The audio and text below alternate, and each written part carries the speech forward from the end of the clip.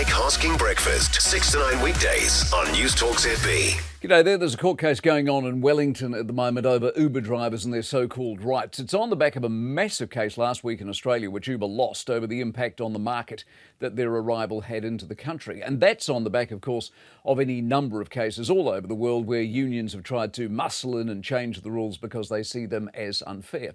Now, along the way, Uber has had trouble turning a profit, of course, and rideshare business generally all over the planet has been fraught with some difficulties. Now, the Uber experience for me is largely contained to our kids who have grown up knowing nothing else. Apps and rides, rides and apps. What Luddite, they ask me, would possibly ever ring and book a cab?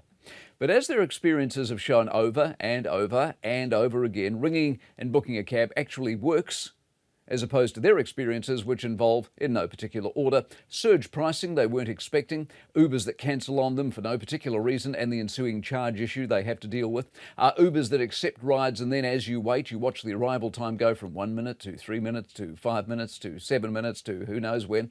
And that's before you get to Uber Eats, where you are on the tail end of 4 other deliveries you knew nothing about and your meal is a combination of the wrong order, not their fault, and cold, definitely their fault. What I don't get about the court case is the Uber model is not and has never been compulsory.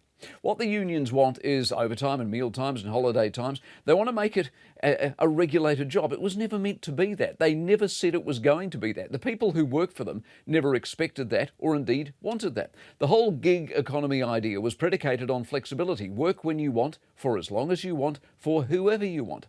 Why does a union, and by extension a court, have a right to rearrange a series of deals that were entered into by all parties perfectly happily? Why does a court get to fine a company hundreds of millions of dollars, which they have in Australia, for bringing a new service to a marketplace? And if they do, which they have in Australia, why doesn't, I don't know, every business and every industry have a case against any other business or any other industry who rolls into town or into the country and disrupts stuff by way of a competitive edge? What Uber offer is choice. And the thing about choice is you don't have to engage. If you want to, fine. If you don't want to, fine. You reckon when they dreamed all this up back in 2009, they envisaged 15 years later they would only just be turning a profit and still be in court all over the world? The Mike Hosking Breakfast, 6 to 9 weekdays on Newstalk ZB.